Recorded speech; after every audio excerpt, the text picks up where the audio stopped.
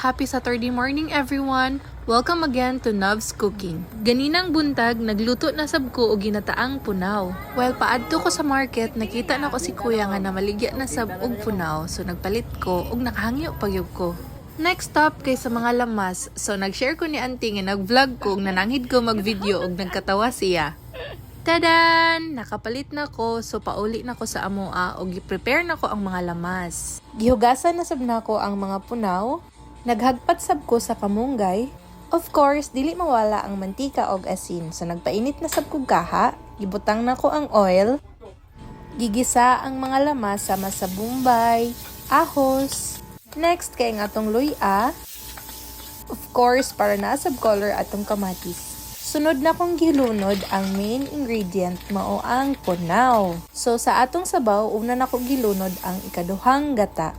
Next, akong gibutangan og asin. Gisunod dayon ako ang sili og ang tanglad. So human sa pabukal og pila ka minuto, gilunod na ko ang unang gata para mas mo creamy pagid siya.